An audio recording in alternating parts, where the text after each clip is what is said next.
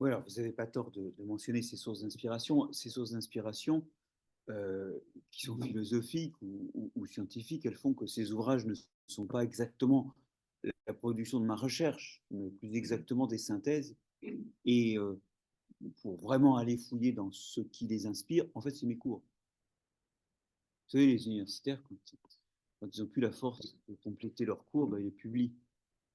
C'est le point où nous en sommes. Alors, pour être plus sérieux, hein, ces ouvrages se veulent être la transmission d'une vision qui est absolument élémentaire, banale, bien connue parmi les scientifiques, mais une vision qui manque complètement à ceux qui devraient la porter pour vivre mieux. Et en réalité, le programme, je n'hésite pas à le dire, c'est un programme humaniste. C'est un programme naturaliste, mais comme l'homme et la nature, c'est pareil, ben, c'est pareil. Alors, en fait, non. Je vais vous montrer quelques éléments qui vont dans le sens de comprendre en quoi on n'est pas capable de voir la nature et on n'est pas capable en particulier de voir ce dont nous venons et où nous allons, parce que cet environnement dans lequel nous sommes et ces vivants qui nous entourent, eh ben, en fait, on n'est pas vraiment formé à les voir. On va complètement oublier l'absence d'ambition de formation au vivant du primaire, parce que dans la ligne de l'enseignement, à la ligne de l'enseignement, on va parler de formation, on va oublier cette pauvre heure et demie de sciences de vie de la Terre qu'il y a au collège et au lycée, 1 heure par semaine, c'est une matière secondaire pour les élèves, hein, évidemment, puis bien optionnel en première et en terminale. Donc vous avez entendu que donc, la sexualité, l'alimentation, la santé, tout ça est optionnel à partir de la première. Moyennant quoi, de quoi est fait notre vision du monde qui nous entoure et du monde vivant en particulier? Un zeste de Bible. Ah oui, le paradis perdu, hein. C'est l'idée qu'il y a des équilibres et que l'homme a déséquilibré la nature. Il n'y a pas d'équilibre dans la nature, je vais y revenir tout de suite. Mais on croit qu'il y a un équilibre et qu'on l'a déséquilibré. Ah oui, en fait, ça, c'est une espèce de transposition de l'âge d'or laïque du paradis perdu qui rentre au chausse-pied dans notre vision du monde. Il y a des petits zestes de renaissance, d'époque médiévale, avec l'échelle des êtres. Cette vision que les êtres s'organisaient du plus simple au plus compliqué. Avec le plus compliqué, ben, c'était Dieu. Et puis, dans la version de l'époque des Lumières, c'est l'homme, l'être le plus complexe. Et donc, dans la représentation du monde, ben, il y a les végétaux inférieurs, les végétaux supérieurs, les animaux inférieurs, les animaux supérieurs, puis il y a l'homme au-dessus. Une question singulière. Il est déjà un peu distancié de la nature, puisqu'il est au-dessus du reste de la nature. Qu'est-ce que j'ai d'autre? Ah, bah, des dessins animés de Walt Disney, hein. Les lemmings, vous savez, qui se précipitent dans l'eau, là. Il n'y a jamais un lemming qui a fait une connerie pareille, mais il y a un dessin animé de Walt Disney où les lemmings se précipitent dans l'eau, soi-disant parce qu'il n'y a plus rien à manger. Bon, ce qu'ils font d'abord, c'est de se manger entre eux, hein, mais bon. Bah oui, voilà, ils sautent dans l'eau. Dessin animé de Walt Disney. Qu'est-ce qu'on a encore? Un peu de pub, hein? Les pubs de l'agroalimentaire, par exemple, ou dans une vision du monde, bah oui, oui, les vacances, c'est quoi? C'est les plages de l'eau bleue. Voilà, c'est la pub, des restes, des lambeaux de vision ancienne et rien d'organisé. Moyennant quoi, eh ben, on avance face au monde avec des idées reçues et des idées reçues qui tuent. Alors, on va parler de quelques-unes de ces idées reçues et compter les mots. Et puis, on va voir qu'en creux, en fait, il y a une bonne nouvelle. Mais il faut bien aller chercher dans le creux. Par exemple, cette histoire d'équilibre. Qui a dit qu'il y avait un équilibre dans la nature? On vit dans une zone de la nature occupée par un paradigme central qui est celui de l'évolution. Ça change, ça n'arrête pas de changer. D'ailleurs, la paléontologie nous raconte que le monde n'a pas arrêté de changer. Et bien plus, il n'arrête pas de changer, non seulement parce que des paramètres physico-chimiques changent, bien sûr, mais aussi des fois simplement parce que la vie change et ça entraîne l'adaptation d'autres organismes aux nouvelles conditions qu'imposent des organismes qui ont évolué, et donc en cascade, d'autres encore doivent évoluer. Il n'y a rien de fixe. C'était quand même un des grands héritages des Lumières à la française qui culmine en biologie avec la pensée de Lamarck qui montre que les espèces changent, qu'il n'y a pas de fixisme, qu'il n'y a pas d'équilibre. Bon, exemple. Exemple de changement. Vous savez, ce changement-là, ce n'est pas de la faute du vivant lui-même. Quand les dinosaures, à un certain moment à la fin du Jurassique, dans un environnement où il y avait un volcanisme assez violent et des fumées et des vapeurs plutôt toxiques un peu partout, reçoivent le coup de grâce sous forme d'une météorite bon, bah, tout change et le lendemain, il n'y a plus de tyrannosaures, il n'y a plus de diplodocus, mais on a des vaches et des lions qui, dans la même niche écologique, scellent le succès des mammifères qui remplacent des dinosaures. Il n'y a rien de constant là, ça a changé, hein, c'est le monde actuel qui prend forme. Alors là, vous allez me dire, évidemment, c'est des événements violents qui n'ont rien à voir avec le vivant. Maintenant, je vais vous montrer une autre catastrophe, une autre extinction, d'accord, puisque au moment où les dinosaures s'éteignent, il y a plein d'autres espèces qui disparaissent sous l'effet conjugué de ce volcanisme et de ces météorites. Je vais montrer, parler d'une autre extinction qui a eu lieu bien avant. On dit souvent qu'il y a eu 5 extinctions et qu'aujourd'hui l'homme provoque la sixième, mais en fait, c'est vrai sur les 600 derniers millions d'années. Il y a eu des extinctions avant encore, elles sont moins bien documentées parce que tout simplement, eh bien, les fossiles disponibles sont peu nombreux. Mais il y en a une qui est bien documentée et qui est rythmée par un détail amusant, c'est que toutes nos mines de fer, 95% de nos mines de fer, ont, sont des roches de 2 milliards d'années. Pourquoi? Pour une raison très simple. Auparavant, le fer était ferreux, c'est-à-dire soluble. Et puis, il y a 2 milliards d'années, pardon, j'ai dit 2 millions, c'est 2 milliards, hein, 2 milliards d'années, c'est des pots de fer. Et c'est l'invention de la photosynthèse qui a produit ça. Le fer était ferreux et soluble avant, il n'y avait pas de dépôt de fer. Puis, la photosynthèse est inventée par des cyanobactéries, c'est des bactéries qui sont ça les premières. Elles commencent à émettre de l'oxygène, et l'oxygène, en apparaissant, va faire rouiller le fer et provoquer des dépôts de fer gigantesques. Alors, replaçons-nous 2 secondes à cette époque-là. C'est une époque où il n'y a pas d'oxygène, donc il n'y a pas d'ozone. Donc les UV arrivent sur Terre, il est impossible de vivre en dehors de l'eau. Il faut être réfugié au fond de l'eau pour ne pas cuire sous le flux d'UV soleil. Donc la vie n'est possible que dans l'eau, oui, mais voilà, dans l'eau, le fer vient de rouiller, il est descendu au fond de l'eau, il n'y a plus de fer dans l'eau. Sur Terre, aujourd'hui, ce n'est pas un problème d'avoir du fer. Les plantes y ont accès parce qu'il y en a dans les roches. Mais en mer, en revanche, c'est toujours un problème. Si vous êtes au milieu du Pacifique et que vous voulez qu'il y ait plus de crustacés, plus d'algues, plus de poissons, ce n'est pas la peine de mettre de l'azote. Ce n'est pas la peine de mettre du phosphate, il faut mettre du fer. C'est ça qui manque. L'océan est jusqu'à maintenant durablement anémié parce que, en présence d'oxygène et dans l'eau, le fer tombe au fond. Donc, il y a 2 milliards d'années, l'invention de la photosynthèse est une double catastrophe.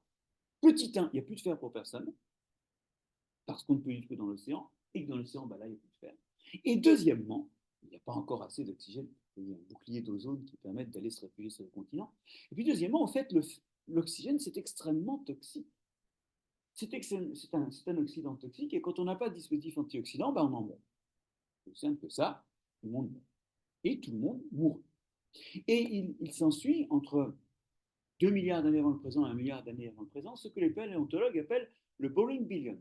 1 milliard d'années ennuyeux, parce que on voit très peu de fossiles et on n'a pas de traces d'évolution, d'apparition de nouvelles formes, de changements. Ça patine. Il y a eu une extinction en masse et la biosphère a vraiment mis du temps à s'en débarrasser. Au bout d'1 milliard d'années, donc 1 milliard d'années avant le présent, il y a notamment vos ancêtres qui sont apparus, qui non seulement tolèrent l'oxygène, mais en plus ils l'utilisent pour respirer. Et la vie reprend, se rediversifie, avec tout un tas d'organismes qui maintenant respirent. Et puis, comme il y a de l'oxygène qui continue d'être reproduit, on a une couche d'ozone et on va coloniser la terre ferme, et tout le monde pense que le monde est bien fait. Les organismes qui ne supportaient pas l'oxygène et qui avaient besoin de fer il y a 2 milliards d'années n'ont pas trouvé que le monde était bien fait, et ils n'ont pas pu conclure que le monde était équilibré. Ce qu'ils ont vu, c'est que parfois, l'évolution crée une espèce ou un groupe d'espèces qui peut bousculer les choses et qui n'a pas intrinsèquement d'équilibre. Et de ce fait-là, on s'aperçoit que l'homme n'est finalement qu'une chose très normale, même lorsqu'il détruit la biodiversité. Et c'est ce qui se passe, puisque vous savez que le rythme d'extinction des espèces animales a augmenté de 5000 à 10 000 fois depuis que l'homme est arrivé sur Terre. Celui des espèces végétales, elles sont plus résilientes d'un facteur 500. Mais ça, c'est très naturel. C'est naturel. Et d'ailleurs, on dit souvent que c'est une crise de la biodiversité, mais en fait, si on réfléchit bien, la biodiversité a pris des coups, des gifles monumentales. À la fin du Permien, 95% des espèces terrestres disparaissent. À la suite d'un événement qui d'ailleurs est dû à des choses qui se passent dans l'eau. Je ne rentre pas dans les détails, mais c'est encore une crise organisée par le vivant. 95%, qu'est-ce qui se passe? Ça repart. Bon, bien sûr, ça prend 10 à 30 millions d'années, mais rapidement, par des mutations, par des adaptations, par de la sélection, vous refaites de la diversité. la biodiversité aujourd'hui, bien sûr qu'il y a une extinction, ça je ne le nie pas, mais est-ce que c'est vraiment une crise? Elle y survivra, hein. Par contre, les habitants, la diversité qu'il y a pendant la crise, elle va prendre un coup. Et au fait, dans cette diversité, il y a nous, hein. C'est ça la question. C'est une crise de l'humanité. Il faut remarquer qu'on n'est jamais loin de l'humanité quand on est dans la nature. Et que, de toute façon, au passage, la nature n'est pas forcément bien faite. La preuve, c'est qu'elle est capable d'inventer l'oxygène dans un monde où personne ne le supporte, ou d'inventer l'homme dans un monde où il y avait des mammouths qui pourraient être très heureux dans des prairies. Enfin, ils étaient sans doute bourrés de vers parasites et bourrés de maladies, mais enfin, ils pourraient, maintenant, ils ne courent plus, les mammouths. Vous savez pourquoi? Vous savez pourquoi il n'y a plus de mammouths? Ils ont mangé. C'est pas juste que la glaciation s'est terminée, c'est qu'on les a mangés. Bon. D'accord, donc la nature n'est pas bien faite. Elle est faite ce qui survit à l'évolution. Et des fois, c'est des catastrophes. Il n'y a pas d'équilibre. C'est bon? Et au passage, on voit que l'homme, finalement, est tout à fait naturel quand il provoque une catastrophe. Je ne suis pas en train de défendre le principe qu'il y ait des catastrophes. Je dis juste que la nature l'a fait bien avant l'homme. Parce qu'il n'y a pas d'équilibre. Et des fois, effectivement, on a une course à l'abîme. Bon, et ça ne se termine pas bien pour tout le monde. Vous voulez d'autres idées qui, comme ça, sont des idées reçues qui ne marchent pas? Cette idée d'équilibre ne peut pas comprendre ce qu'est la nature. La nature, c'est dynamique, et ce qu'il faut, c'est accompagner la dynamique où il y a une place pour l'homme. En particulier, comme on a besoin de la biodiversité, on va y revenir, on a besoin d'accompagner un minimum de biodiversité et la survie de cette biodiversité. Alors justement, ça c'est parce qu'il y a une autre idée reçue qui court, c'est qu'il faut être autonome. Et que jusqu'à un certain point, nos sociétés se sont affranchies de la nature. L'idée qu'il faut être autonome, hein, c'est une idée qu'on nous serine. L'autonomie alimentaire, l'autonomie ceci, l'autonomie cela. Bilan, est-ce que vous êtes autonome, vous? Bon, ben, vous allez sans doute vous mettre devant une assiette ce soir, hein, et sans ce qu'il y a dans votre assiette, vous n'existez pas. Or, c'est quoi ce qu'il y a dans votre assiette? Au premier jet, c'est des espèces vivantes. Et ouvrez votre frigo, vous allez voir que vous êtes dépendant de plein de choses, hein. Et qu'en fait, il y a des écosystèmes entiers dont vous dépendez, dans lesquels, bien que n'étant pas physiquement, en consommant, en mangeant, mais aussi, vous voyez, il y a du coton, il y a du mouton, et il y a du ver à soie là. Il y a aussi des écosystèmes qui vous prodiguent des choses qui ne sont pas de l'ordre de l'alimentation, mais qui vous sont aussi nécessaires. Vous êtes dans ces écosystèmes parce que par vos gestes de consommation, vous enclenchez des processus qui s'y déroulent. Quelque part, vous êtes parmi les consommateurs des écosystèmes côtiers où on pêche les poissons qui arrivent dans votre assiette. Vous êtes parmi les herbivores des plantations, des champs de céréales de la Beauce, puisque vous mangez les graines. Alors, on n'arrive pas à le voir, ça, hein, ce lien, parce que c'est des écosystèmes et des espèces qui sont distales. Ça arrive un petit peu transformé. Mais vous dépendez de ça, vous n'êtes rien sans ça. Et si vous réfléchissez un petit peu, et c'est là qu'on va arriver au sol, toutes ces espèces, en fait, de quoi sont-elles faites? Elles sont faites de sol. D'où vient leur calcium, d'où vient leur potassium, d'où vient leur phosphore? C'est que des plantes ont extrait ça du sol. Et puis c'est rentré dans ces plantes, ou éventuellement c'est rentré dans les animaux que vous mangez. Et dans ces sols, qu'est-ce qui fait qu'il y a du phosphate? Qu'est-ce qui fait qu'il y a du potassium? Qu'est-ce qui fait qu'il y a du magnésium et des oligo-éléments? Ben, c'est qu'il y a des microbes qui attaquent les roches pour essayer de prélever ça pour eux. Et puis, soit il y a des fuites quand ils dissolvent les roches, car c'est vraiment comme ça qu'ils font, hein. Ils pelliculent les roches et ils les attaquent avec de l'acide pour relarguer des composants dont ils ont besoin. Et alors, à la fois, il y a des fuites qui profitent aux plantes, et puis il y a des microbes qui meurent, et leurs déchets finissent par se décomposer et donner des formes accessibles aux plantes. Voilà, l'histoire, c'est qu'en fait, la plupart de vos composants, si on exclut le CO2 le carbone, pardon, qui vient du CO2 et donc de l'atmosphère, la plupart de vos composants, c'est des composants que les microbes ont processés, hein, ont fabriqués, ont transformés dans le sol. Ça peut aussi d'ailleurs être des composants de l'azote ou du phosphate qui vient de restes de feuilles ou de restes d'animaux. Et tout ça, ça a permis de faire vos aliments. Et en fait, vous êtes dressé sur toutes ces chaînes, sur toute cette dépendance à tout un tas d'organismes qui ont lentement, entre autres, fait votre nourriture. Voilà. Alors, cette idée d'indépendance, elle est complètement aberrante. En fait, on est profondément dépendant et on est profondément dans ces écosystèmes. Et je vais vous donner un exemple, et là, les morts vont arriver. C'est que quand dans ces écosystèmes on utilise des pesticides, bah, vous les mangez, c'est les résidus. Quand on utilise des engrais minéraux, dans les engrais minéraux, le phosphate est contaminé, le phosphate minier est contaminé par du cadmium. Et bien, vous mangez du cadmium. La moitié d'entre vous sont en surdosage de cadmium. Et en moyenne, un Français mange 1,4 fois la dose maximale de cadmium recommandée par l'OMS. Pourquoi? Parce que ça arrive avec les engrais phosphatés, ça rentre dans les plantes, ça rentre dans les animaux qui mangent les plantes, ça rentre en vous. Le cadmium, eh bien, le cadmium, c'est le tiers des causes d'ostéoporose en France. L'ostéoporose, ça tue, hein. À un certain âge, un accident, une hanche cassée, c'est la pente vers. Voilà. Ça explique le plus 3% de cancer du pancréas par an en France. Ça aussi, ça tue. Bon, vite, c'est pas cher pour la sécurité sociale, parce que c'est 3 mois l'espérance de vie, mais ça tue. Vous y êtes? Et ça, c'est des choses qu'on a mis dans ces écosystèmes, et vous êtes ces écosystèmes. Vous avez un lien charnel et fort avec ça. Du coup, bon, vous vous occupez pas trop de ce lien, mais il est encore emprunté, ce lien, par les mauvaises nouvelles. Et puis, pour terminer sur le cadmium, ça provoque aussi un surcroît d'AVC. C'est bon? Non, c'est pas bon. Justement. C'est pas gai. Ben oui, alors, c'est pas gay. Et puis alors, il y a aussi une autre dépendance à d'autres écosystèmes qui est tout aussi invisible, non pas parce qu'ils sont pas là, parce que vous allez voir, pour le coup, ils sont là. Ils sont vraiment embarqués. Mais ils sont malheureusement trop petits pour être vus, c'est nos microbiotes. Microbiote intestinal, microbiote de la peau. Et ces microbes, moi, quand j'ai fait mes études, on me disait, oui, commençons. C'est-à-dire qu'en fait, ils sont en nous parce que c'est là qu'ils mangent, et des bruits de peau, une partie de notre alimentation. Mais pour nous, ça n'a pas grand rôle. C'est bon pour eux et neutre pour nous. En fait, on sait aujourd'hui qu'ils prennent part à l'entretien du bâtiment. Parce que pour le coup, c'est là qu'ils vivent. Donc plus ils ont de propriétés qui aident le bâtiment à bien fonctionner, mieux ils vivent, plus ils font de descendants, et ça, en évolution, c'est la clé de l'avenir. Donc, ces organismes-là contribuent à la digestion parce que dans le tube digestif, ils déversent des enzymes qui aident à digérer. Ils envoient des molécules qui régulent le métabolisme, la prise de poids, la satiété. Par exemple, un des facteurs de satiété, c'est quand les microbes commencent à fermenter le bol alimentaire que vous avez pris, eh bien, l'acétate produit qui passe dans le sang est un signal que c'est bon, la nourriture arrive. Ça, la distension intestinale, le temps de mastication, et vous avez moins faim. Donc, il contribue à des régulations comme ça va dans l'alimentation bien au-delà de la simple digestion. D'autres, au contraire, dialoguent avec le système immunitaire, ou bien sont eux-mêmes des écrans à l'arrivée de maladies. Sur votre peau, vous avez par exemple des levures, les malacésia, qui empêchent le staphylocoque doré de s'installer. Pas toujours, mais en routine, il ne s'installe pas souvent. Et pourtant, il est là, hein. Vous êtes tous porteurs de staphylocoque doré, mais ils sont au staphylocoque doré muselés par des malacésias. Mais plus encore, ces microbes dialoguent avec le système immunitaire et nous confèrent une efficacité, une acuité, une réponse à la fois plus intense et plus appropriée.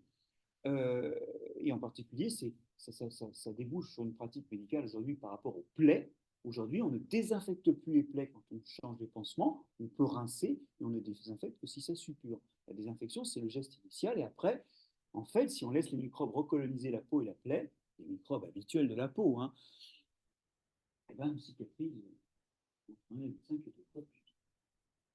Voilà.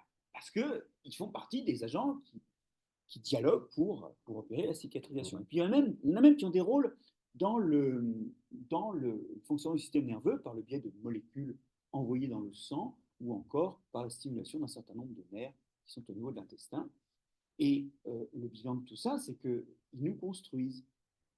Alors en fait, comment on sait tout ça? Comment on a découvert toutes ces choses depuis l'époque où Marc-André, sur les bancs de la fac, apprenait que bon, ils étaient là, mais ça faisait rien. Ben, en fait, hein, ce qui s'est passé, c'est que comme ils sont moins là, parce que nous vivons avec, dans des conditions d'hygiène extrêmement strictes, trop strictes même, alors assez strictes par rapport au recul de la tuberculose, de la poliomyélite, vous y êtes, ou de la grippe, bon, il ne s'agit pas de revenir au Moyen-Âge. Mais au passage, on achetait les bons avec les méchants.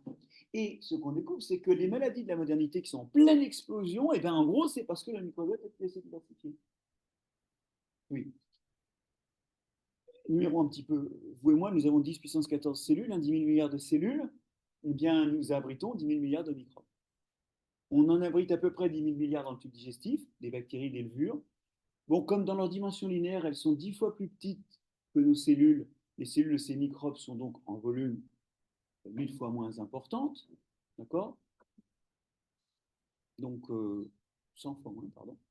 Et donc, effectivement, là, vous avez 1 kg, 1,2 kg de microbes, quoi. Ça peut se transporter. Sur la peau, vous en avez 10 puissance 3, 1000 milliards. Et dans les autres cavités, le poumon, il n'y en a pas beaucoup, puis il y en a quand même les oreilles, le vagin, le nez, la bouche, vous êtes plutôt vers 1000 milliards. Ça fait beaucoup de cellules, mais maintenant, regardons le nombre d'espèces. C'est 8 à 10 000 espèces sur le corps d'un individu normalement lavé. C'est énorme, cette diversité. Et aujourd'hui, effectivement, en réalité, on est tous toujours aussi peuplés en nombre de cellules, mais on commence à avoir moins d'espèces. Quand on se compare à des gens qui ne vivent pas à l'occidental, ou à nos ancêtres dont on retrouve ou bien les crottes, ou bien les plaques dentaires, où on peut extraire l'ADN et voir quelles espèces microbiennes étaient là, on est entre 1,5 et 3 fois moins divers quant à notre microbiote. Et on découvre que les maladies de la modernité qui explosent sont en partie liées à ça. Ces maladies de la modernité, on va reprendre les fonctions qu'on disait. Ce sont des maladies du métabolisme, diabète, obésité, du système immunitaire, asthme, allergie, il y a des surréactions, voire même les maladies auto-immunes, comme la maladie de Crohn ou le lupus traumateux, hein, où l'organisme, en gros, le système immunitaire boulotte l'organisme, attaque l'organisme. Et puis tous les troubles du système nerveux, qui sont les troubles autistiques, multipliés par 3 en 10 ans, hein, c'est quand même quelque chose. Et puis en fait, c'est une exponentielle. C'est la vitesse actuelle, mais ça va de plus en plus vite. Alzheimer, Parkinson, burn-out aigu, toutes ces maladies s'accompagnent, quand on étudie le microbiote des malades, surtout celui du digestif, d'un microbiote moins diversifié. Alors vous allez me dire, est-ce que c'est une conséquence de la maladie ou la cause?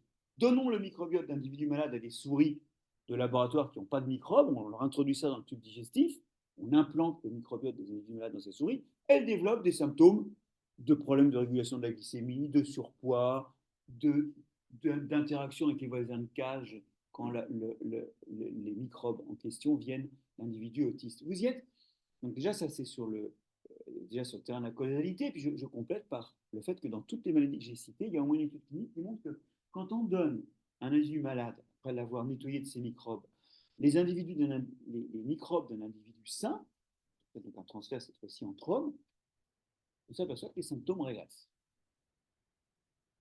Bon, alors c'est pas routinier parce qu'il y a des effets secondaires, et puis souvent, les symptômes reviennent. Et d'ailleurs, quand on étudie la diversité microbienne des individus qui ont reçu cette greffe de microbiote, on s'aperçoit qu'elle redérive vers l'état morbide avec une diversité moindre avant que les symptômes ne reviennent à leur stade antérieur. Alors, ce qu'on sent, c'est que donc les causes sont multiples. Il y a aussi des causes génétiques, on n'est pas tous égaux face à ces maladies. Il y a la façon dont on a vécu, la façon dont on vit, il y a des causes environnementales et historiques. Mais une des causes, c'est la perte de diversité du microbiote, parce qu'à force de retirer des espèces, on retire certaines fonctions de ces espèces. Et ben voilà, et ça fait des morts aussi. En 2025, c'est un Européen sur 4 qui a une des maladies que j'ai citées. Vous y êtes? Puis ça coûte cher. C'est des morts, du désarroi humain, et puis de l'argent perdu. Alors vous allez me dire, là on est complètement désespéré. Hein. Mais non, il ne faut pas être désespéré. Non, il ne faut pas être désespéré. Retournons les choses. Il y a des moyens de nourrir ces microbes. Par exemple, pour votre peau, comme ils se nourrissent de votre peau, il ne faut pas se nettoyer frénétiquement tous les jours. Il ne faut pas se frotter les mains frénétiquement avec du gel hydroalcoolique, sauf en période de grippe ou de gastro. Là, ça vaut mieux. Mais le reste du temps, pour la Covid, ça ne fait rien du tout, ça on le sait. Alors on le sait, mais on ne le dit pas. Il n'y a pas de preuve de transmission de la Covid par la peau. Il n'y a pas. Et maintenant, on le sait. Avant, on ne le savait pas, donc ça valait la peine de se frotter les mains avec des gels. Maintenant, c'est plus la peine. Et ça détruit inutilement votre peau. Vous avez des risques de gerçures accrues, des gerçures qui vont cicatriser plus mal. Et oui. Donc, c'est pas la peine de se laver trop. Une douche par jour, c'est dément. Il y a des gants et du savon pour les parties qui ont tendance à sentir fort. Et une douche tous les 2-3 jours, ça suffit. Et puis même, on n'est pas obligé de la savonner. Une douche frottée peut suffire. Vous y êtes, et ça vous fera une peau en meilleure santé. Ça vous évitera d'acheter des substances qui vous hydratent la peau et qui en fait contiennent des antioxydants, des émulsifiants et des trucs qui bousillent votre microbiote, donc rendent votre peau plus fragile, donc vous font un pli. Vous y êtes? Avant d'acheter un produit pour hydrater votre peau, lavez-vous moins. Bon. C'est bête, mais ça ne veut pas dire ne vous lavez pas, attention. Mais l'idée, c'est de ne pas être excessif. Et puis alors donc ça c'est cool parce que là, on vient d'économiser de l'eau, du savon, de la crème hydratante.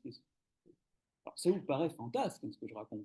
Mais Là, moi, je prépare un séminaire pour la Société française de cosmétologie pour le colloque international de Nice. Je commence à lire les papiers et j'hallucine. Tous les additifs des produits de beauté sont tous mauvais pour le microbiote de la peau. Tous. Bon. Enfin, je dirais, tous ont au moins quelques cibles dont ils suppriment la présence sur notre peau. Et le but, en fait, cette extinction de biodiversité à l'endroit où elle nous affecte le plus dans notre microbiote. Mais je continue. Pour le tube digestif, bien sûr, il faut manger des aliments qui ne sont pas trop propres, pas trop sales non plus. Ce n'est pas la peine de nettoyer, de peler frénétiquement et de faire bouillir tout frénétiquement. Les aliments crus, correctement rincés à l'eau, ça va aussi. Hein. Et alors surtout, il faut nourrir ces microbes en nous, nourrir leur diversité. Si on a besoin de manger, vous savez ce qu'ils mangent? Les fibres, les fameuses fibres dont les Français ne mangent que la moitié de la dose recommandée. Bon, ce que je suis en train de vous raconter, en fait, c'est que si vous mangez des fibres, vous amenez des aliments qui vont entretenir la présence en les nourrissant de ces microbes. Les fibres, vous ne les digérez pas. Alors, souvent à propos des fibres, qui conduisent d'ailleurs à recommander de manger 5 fruits et légumes par jour, on dit que les fibres, ça améliore le transit. Et ça, c'est encore un moment où on prend les gens pour des cons, et du coup, évidemment, là, c'est une prophétie autoréalisatrice, les gens se comportent comme des cons après. Le transit, quand on va aux toilettes, on s'en fiche du transit. Vous y êtes? On n'a pas besoin d'améliorer le transit si ça sort. Bon, bien, les gens ne sont pas très motivés. En fait, ce qui se passe, c'est que ça aide la présence de certains microbes dont les métabolites vont réguler tout un tas de choses. Des paramètres sur la gestion du stress, par exemple, qui est amélioré.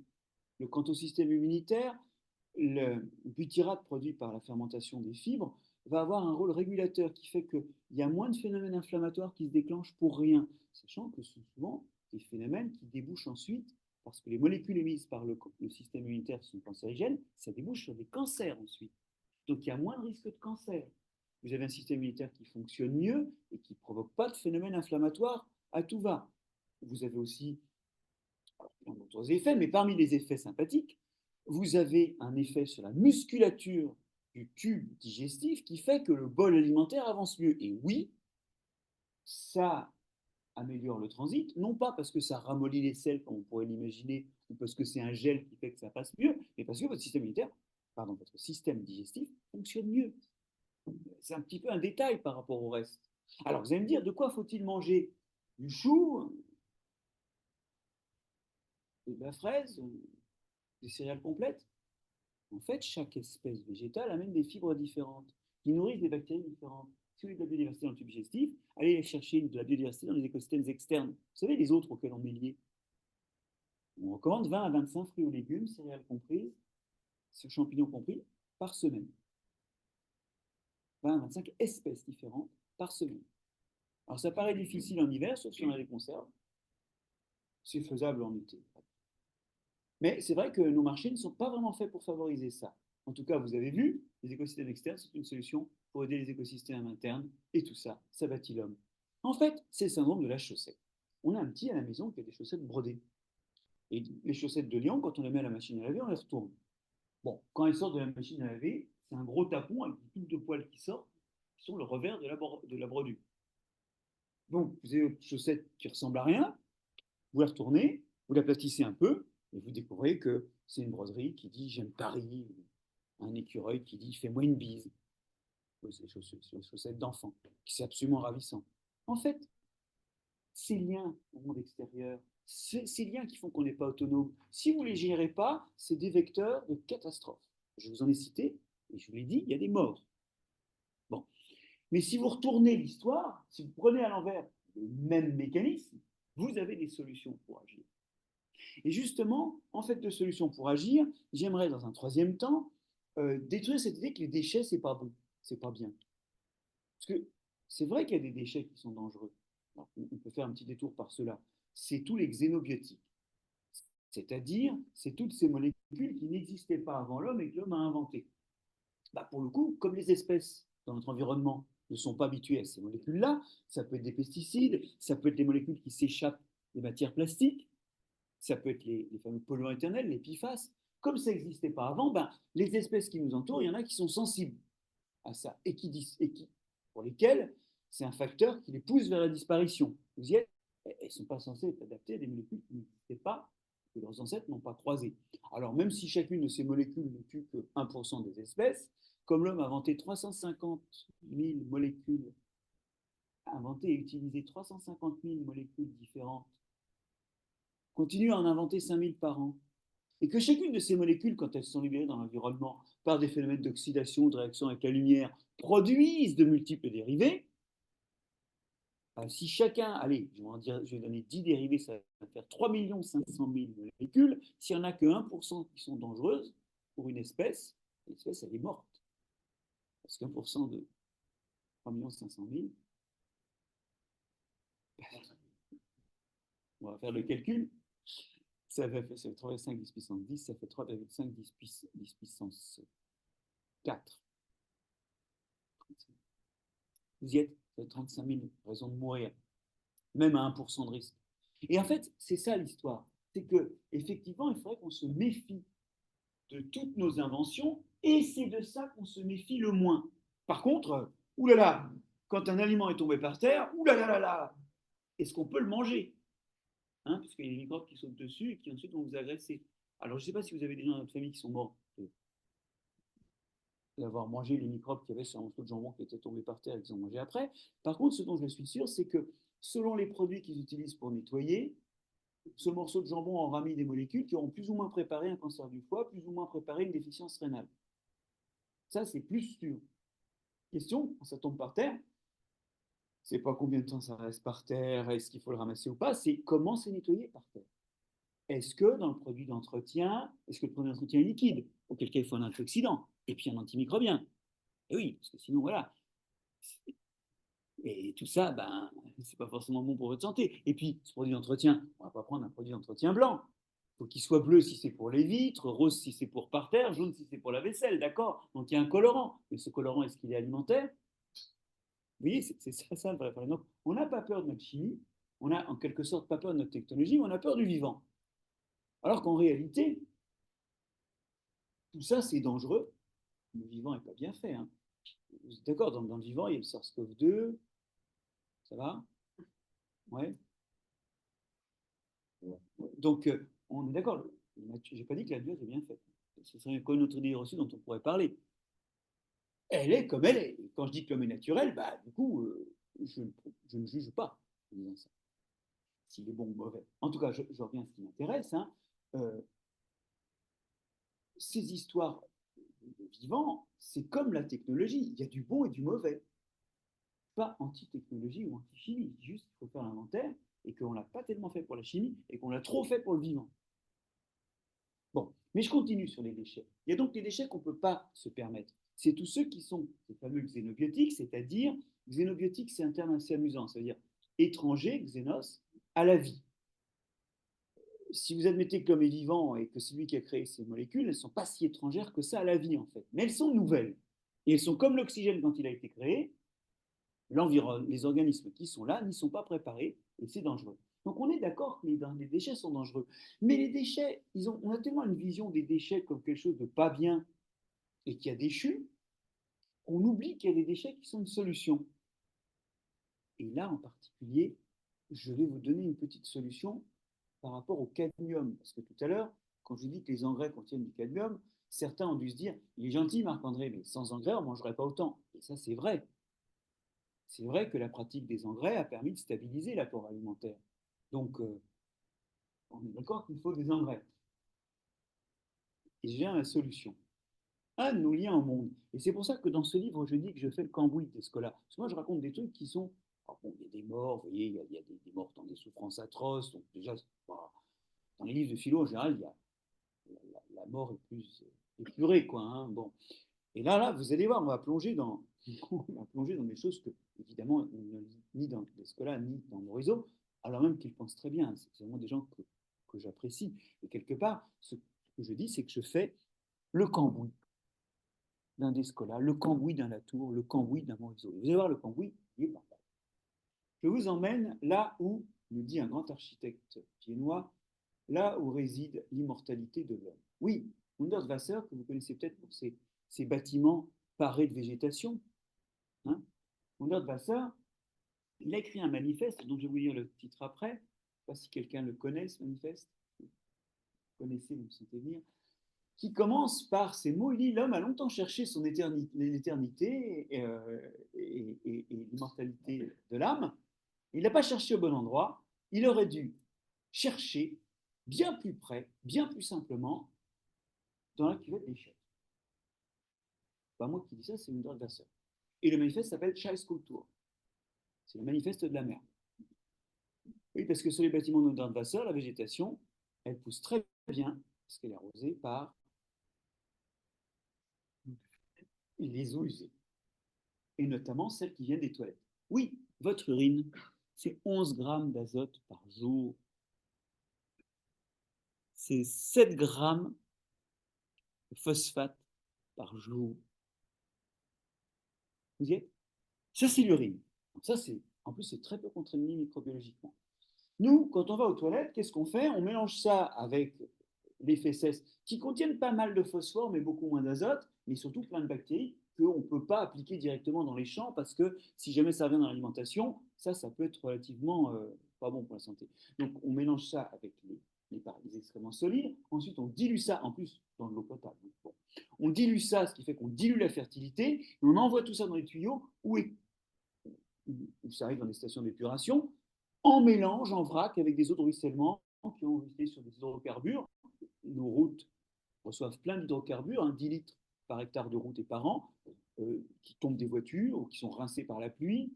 D'autres pluies ont circulé sur les toits en zinc qui est au-dessus de nous, ou sur les plombs de Notre-Dame. Hein. Notre-Dame, c'est 21 kg de plomb par an dans les eaux de ruissellement. Et donc, dans la station d'épuration, vous vous retrouvez avec un jus qui est à la fois dilué et puis plein de toxines. Quand ça fait des bouts de station d'épuration, il y a beaucoup d'azote et de phosphate, mais il y a des hydrocarbures polyaromatiques, il y a des métaux lourds, on ne peut plus mettre ça dans les champs. Par contre, on continue à payer nous des impôts locaux pendant que les agriculteurs se ruinent, et ils commencent à en avoir assez de se ruiner, vous l'avez repéré dans l'actualité, à acheter des engrais. C'est qu'on boucle plus la boucle, on la bouclait autrefois. Autrefois, les fosses d'aisance étaient vidées par des gens qui se payaient en livrant les produits des fosses d'aisance aux agriculteurs. Il faut lire le remarquable livre de Sabine Barle, L'origine des déchets urbains. On découvre qu'il n'y avait pas de déchets en ville au 19e. Tout était réutilisé par les chiffonniers pour les chiffons, pour la plaquetterie, pour faire de menus objets, donc tout ce qui était les morceaux d'eau, et pour tous les restes organiques, ils étaient recyclés dans les champs, quitte à être mélangés de poterie, de débris de verre. Bien. Donc en fait, la solution pour fertiliser la campagne, ce sont nos excréments. Et c'est au moins notre urine. Et c'est d'ailleurs un programme très sérieux que met en place aujourd'hui un laboratoire d'école des ponts et chaussées qui travaille justement sur les toilettes à séparation, qui récolte l'urine séparément et qui l'inerte rapidement pour éviter que ça fasse de l'ammoniac avant de l'adresser vers des champs. Mais on pourrait très bien aussi, avec des toilettes sèches, par exemple, sur les toilettes sèches, moyennant un peu de compostage, tout liquide et solide peut repartir ensuite dans les champs. Et ça, on compte qu'aujourd'hui, nous pourrions allègrement, en gros, pourvoir un tiers des besoins de l'agriculture en engrais. Si j'ajoute quelques autres solutions que ce n'est pas la peine de raconter ici, on réduirait la part des engrais minéraux contaminés au cadmium à peut-être un tiers de la fertilisation totale. Ça, ce serait une bonne nouvelle, parce qu'on passerait de 1,4 fois la dose de cadmium recommandée à 1,4 que divise 3, on serait en dessous de la dose recommandée par l'OMS en termes d'apport journalier. Vous y êtes? En fait, ce que je viens de dire, c'est que bien sûr, ce lien à la nature suggère que la nature est une solution pour nous, mais n'oubliez pas que nous sommes aussi une solution pour la nature. D'accord?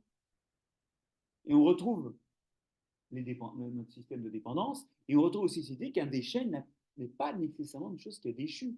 D'ailleurs, respirez un bon coup là. Cet oxygène que vous respirez, vous êtes conscient que c'est de l'urine de plante, de l'urine gazeuse, mais l'oxygène, c'est un déchet de plante. Produit sous forme gazeuse, parce que alors ça part tout seul. Il n'y a pas à l'évacuer, ça s'en va tout seul. Donc, les déchets ne sont pas foncièrement mauvais. Il y a ceux dont on ne peut pas se permettre, parce qu'ils sont dangereux pour nous et pour l'environnement. Et puis il y a ceux qu'au contraire, on devrait se permettre de savoir utiliser. Et une des réconciliations avec la nature, c'est que nous pouvons fertiliser la nature. Et ce qui est assez amusant, c'est que je suis très souvent interpellé par des gens qui veulent faire de l'humusation. Alors l'humusation, vous savez ce que c'est? C'est transformer à sa mort son corps en humus. Ce qui est une mauvaise idée parce que notre corps, il est plein de métaux lourds. C'est vraiment pas la chose à faire. Mais il y a une sorte de nombrilisme et de narcissisme qui fait qu'on se pose cette question alors que, pardon, on pisse et on chie tous les jours, alors qu'on fait l'équivalent d'un cadavre tous les ans en déchets de cuisine. C'est 100 kilos de déchets de cuisine par personne et par an. Et ça aussi, ça peut retourner dans les champs. À la fois, on apporte de matière organique pour les sols et de l'azote et du phosphate, vous y êtes. Donc il va falloir penser à nos déchets comme une ressource. Et en plus, même, il y a un déchet organique dont on peut faire de l'énergie par le biais de la méthanisation. Donc ça peut aussi être une ressource pour nous, mais je crois qu'il est surtout utile de mettre ça dans les champs et d'alléger la tâche de nos agriculteurs et les charges de nos agriculteurs. Bon, alors le temps passe, on a réglé cette histoire d'autonomie, on a dit qu'il n'y avait pas d'équilibre, on a géré un peu l'histoire des déchets. Que vous dire? Est-ce que la nature est bien faite? Voilà encore une chose qu'on pense, et du coup on pense que nous, quand on fait des bêtises, c'est qu'on n'est pas naturel. Bon, en fait, la nature, elle n'est pas bien faite. Je vous ai cité le SARS-CoV-2, bon, c'est pas terrible. Je vous ai cité les premières bactéries qui ont inventé la photosynthèse. Au début, ce fut une calamité. On pourrait parler de l'homme, puisque l'homme est naturel, il n'est pas bien fait. Non, en fait, dans la nature, il y a ce qui évolue. Il y a ce qui survit à l'évolution. Vous y êtes, à un moment, vous avez une diversité d'espèces. Ça, c'est la grande règle. Dans chaque espèce, vous avez une diversité d'individus, puis ils sont plus ou moins adaptés au milieu. Donc déjà, il y a ceux qui ne survivent pas, parce qu'ils ne sont pas adaptés du tout, ceux qui vivotent mais qui n'arrivent pas à faire de descendants, ceux qui vivent assez bien et qui font quelques descendants, et ceux qui vivent très bien, sont très bien adaptés, il faut beaucoup de descendants. Bilan, il n'y a que les deux dernières catégories qui vont rester à l'épisode suivant, et plus vous êtes adapté, plus vous allez peupler l'avenir, moins vous êtes adapté, plus vous avez de chances que votre lignée s'éteigne. C'est assez bête comme événement. Après, il n'est pas écrit que ça va améliorer la nature, la Terre ou la planète. Hein. Vous allez être là, c'est tout. Et il y a plusieurs façons d'être là. Une des façons, c'est de détruire les autres et de les utiliser. C'est ce que font les parasites. Alors des fois, on trouve que l'homme est contre nature quand il détruit son milieu, mais tous les organismes utilisent leur milieu. Ils le détruisent plus ou moins. Mais typiquement, le virus du SARS-CoV-2 nous a montré à quel point un organisme vivant peut détruire un autre organisme. Ok, ça arrive.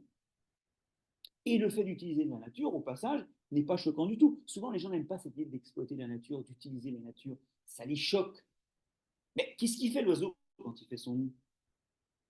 Il prend du crin de cheval, de la mousse, de la paille, et il fait un nid qui ne va même pas recycler après. Il utilise la nature. La plante utilise des ressources dans le sol. Utiliser, c'est profondément naturel. Et des fois, ça a des conséquences désastreuses. La mort d'un organisme sur lequel on se nourrit, ou l'accumulation de certains déchets à certains moments. Et donc, si vous voulez, la nature n'est pas bien faite, elle est faite ce qui survit. Voilà.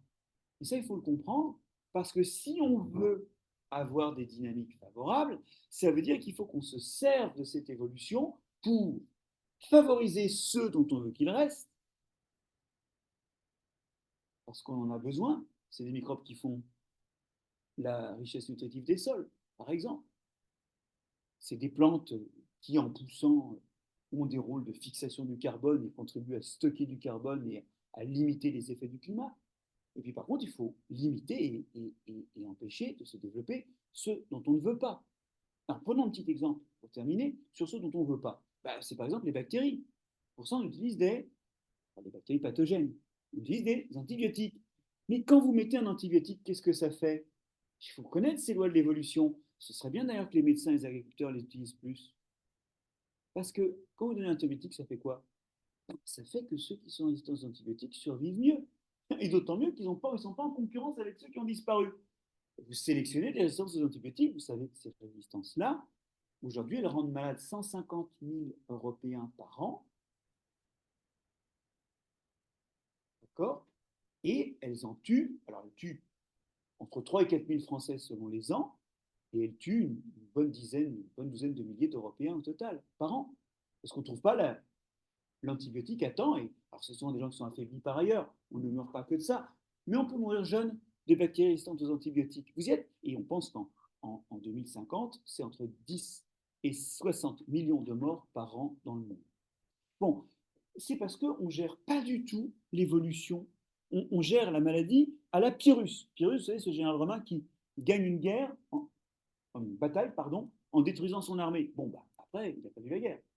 Et nous, c'est ce qu'on fait. Et c'est pareil en agriculture. Quand vous utilisez un pesticide rapidement, il y a des résistances qui apparaissent. Aux États-Unis, il y a des comtés où il y a plus de 30 espèces de plantes qui sont résistantes au glyphosate. Inutile de dire que la question de savoir si on utilise le glyphosate ou non ne se pose plus.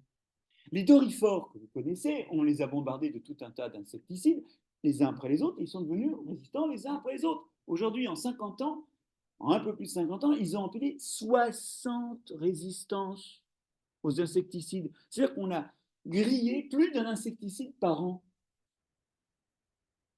Parce que quand vous l'utilisez, il y a ceux qui sont résistants qui survivent.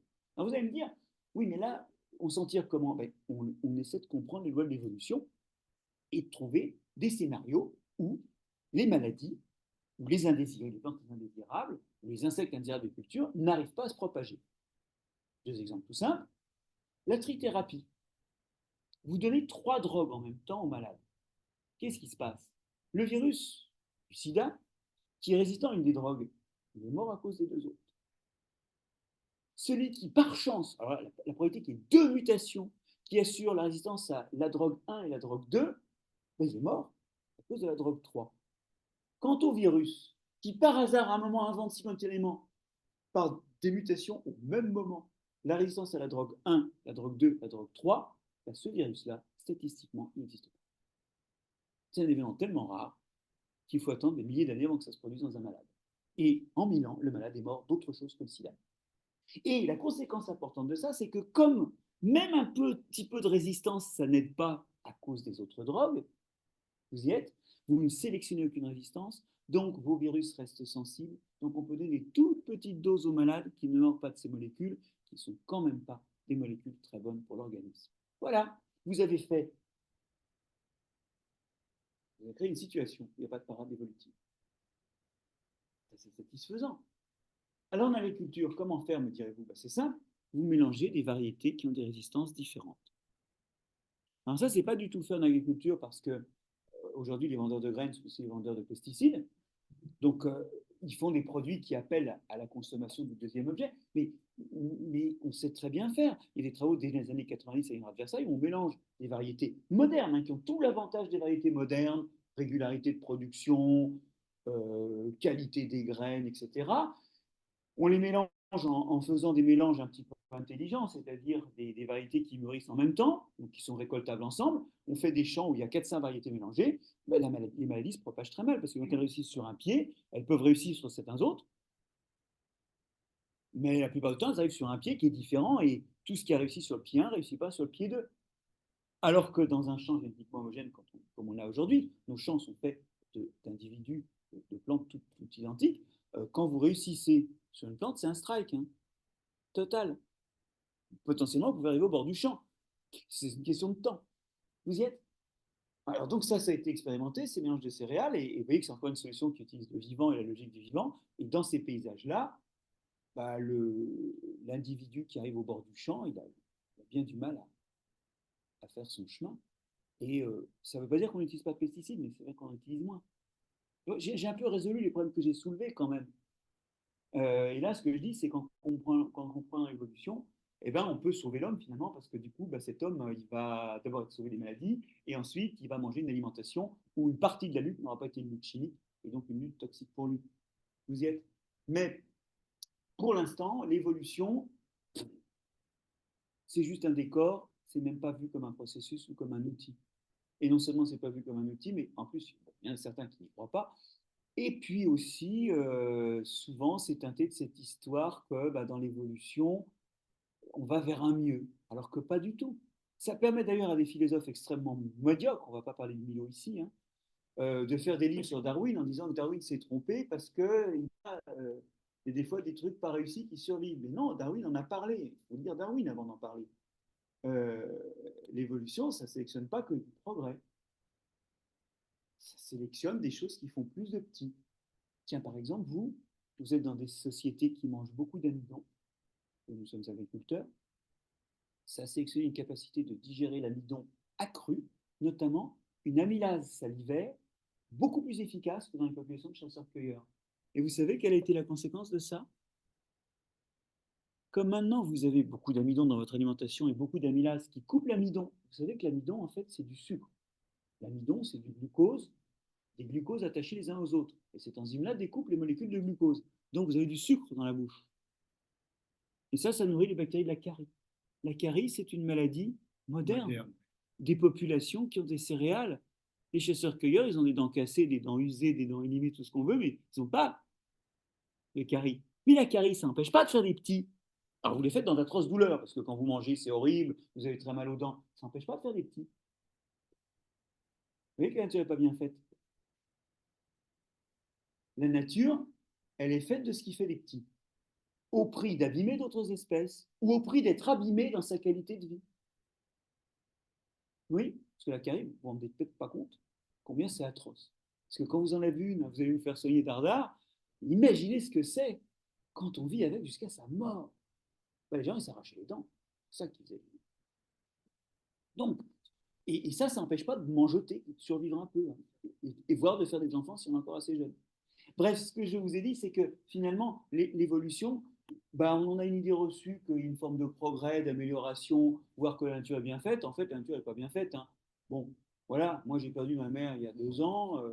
Je sais très bien que mon fils, il va me perdre, d'accord. Est-ce que c'est bien fait, ça, un monde comme ça? Ben non, mais c'est un peu le syndrome de Stockholm. Comme on a que ce monde-là, on finit par trouver qu'il est bien fait. Il n'est pas bien fait. Par contre, il peut être beau. Et j'aurais terminé là-dessus. Dans tout ce que je vous ai raconté, il y a quand même une beauté logique, une beauté de mécanisme, une beauté des interactions, il y a une forme d'esthétique. Alors l'esthétique, c'est pas dans le monde qu'elle est, c'est dans mes yeux. Mais enfin, il est quand même extrêmement réjouissant à voir et à connaître ce monde. Il y a des choses assez incroyables à découvrir, des choses que nous pouvons nous trouver belles. D'accord. Ça c'est un jugement de l'observateur, donc on peut me l'autoriser. Ce n'est pas une propriété intrinsèque du monde. Mais il est assez réjouissant. Et il est d'autant plus réjouissant, et je voudrais terminer là-dessus parce que je vous ai raconté des mauvaises nouvelles, parce que c'est là où nous sommes, mais il est d'autant plus réjouissant que, en fait, c'est plein de solutions. Je retourne la chaussette, hein. C'est plein de solutions pour lutter contre les maladies, pour fertiliser la campagne, vous y êtes pour arriver à se nettoyer pour moins cher, pour être moins malade demain et risquer moins de cancer. Vous y êtes. C'est plein de solutions. Mais en fait, demain est beau.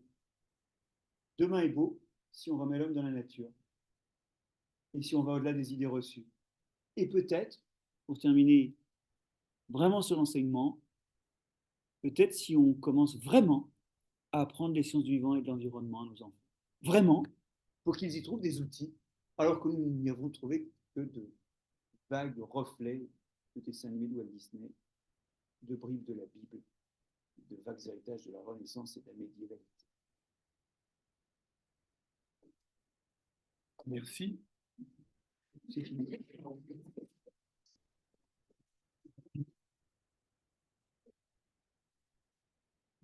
Vous pouvez poser des questions, intervenir.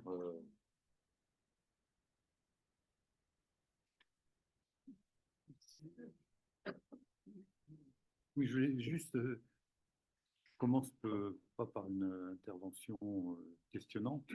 Vous parliez de la beauté à la fin de votre exposé. Euh, Moi, j'ai vu dans certaines sociétés rurales l'expression de cette beauté. Vous parliez des déchets. Euh, Si on va sur le plateau des Dômes, par exemple, il y a certains villages, on voit très bien les constructions sont sur des pentes, plutôt en hauteur. Les jardins sont en dessous de maisons, donc les déchets humains, tout ce qui n'est pas consommé va dans les jardins, fait du fumier. Si vous allez un peu plus loin, ce n'est plus tellement le cas maintenant, mais c'était encore comme ça il y a 30 ou 40 ans. Chaque ferme avait des moutons, donc des bâtisses qui permettaient euh, d'accueillir les moutons l'hiver notamment, donc des grandes bergeries, de belles arches avec des belles pierres.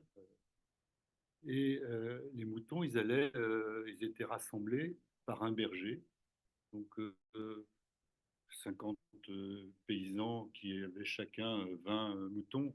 Je donne un chiffre comme ça, c'était 1000 moutons. Il fallait un berger pour s'en occuper, deux, trois chiens. Ils allaient répandre leurs faisselles sur les chaumes qui ensuite étaient ensemencés à l'hiver ou au printemps. Donc il y avait une sorte de cycle de vie entre ce qui était consommé, ce qui était usé, et donc remis. Et si je cite ce cas-là, c'est que quand on voit les villages aussi, la façon dont ils ont été construits, vous parliez de beauté, c'est vraiment très beau. C'est-à-dire que on s'aperçoit qu'il y a une sorte, alors c'est un équilibre qui a lieu. Bon, je n'ai pas le mot équilibre, je suis d'accord, mais C'est un moment de fonctionnement. ils ont réussi à un moment à constituer un équilibre qui fonctionnait bien. Ça ne veut pas dire qu'il n'y avait pas des crises, hein, il n'y avait pas des maladies, mais ça fonctionnait bien et ça a donné du beau. Voilà, c'était simplement pour euh, dire quelque chose de beau sur ce que vous avez dit. Voilà. Mais là où je vous rejoins, c'est qu'en fait, le but, c'est d'arriver à trouver une espèce d'équipe métastable, une équipe dynamique, comme celui qu'on a quand on fait du vélo, par exemple. Hein. C'est pas équilibré de faire du vélo d'ailleurs. Ça peut tomber et de toute façon, à un moment, on va changer de direction, à un moment, on va descendre du vélo. Hein, donc voilà, c'est pas pour l'éternité. Mais vous pouvez à un moment, avec des plus petites corrections régulières, entretenir un état de fonctionnement. Il n'est pas intrinsèquement équilibré, mais il est rendu équilibré par des processus dynamiques de rééquilibrage, et c'est ça qu'il faut qu'on vise. C'est les bonnes trajectoires. C'est-à-dire que c'est des trajectoires qu'on arrive à entretenir et qui peuvent durer. Aujourd'hui, malheureusement, nos coups de boutoir pour d'innovation, vous voyez, l'irruption de l'IA dans nos sociétés, par exemple, c'est un truc, c'est dramatique, quoi. Nos coups de boutoir ne sont d'abord pas même préserver un mode de fonctionnement, mais ça, on va se dire que bon, on croit au progrès, donc il faut que ça change, mais surtout, en plus, c'est la durabilité de ce fonctionnement. Même si ça cessait de changer maintenant, ça ne pourrait pas durer, parce qu'on n'est pas du tout sur une trajectoire qui peut s'inscrire dans des temps longs, à cause notamment de la façon dont elle exploite la nature. Et une nature dont elle dépend et qui bientôt va peiner à lui fournir ce dont elle a besoin pour fonctionner. Mais c'est vraiment cette vision dynamique qu'il faut qu'on ait de nous-mêmes. Et dans le livre, j'insiste sur le fait que l'évolution culturelle et l'évolution biologique, c'est deux facettes de la même chose, ça suit les mêmes lois, et que comme nous, on est soumis à une évolution biologique, ou au moins celle de ceux qui nous environnent, comme nos pathogènes, ou les plantes qui attaquent nos cultures, d'une part, et que d'autre part, on a une évolution culturelle, ben, on ferait bien de savoir ce que c'est que l'évolution et d'apprendre à le piloter. Hein. Parce que nous, on s'entraîne d'eux, hein, l'évolution. Mais non, les mécanismes de l'évolution restent une histoire de spécimen. Oui,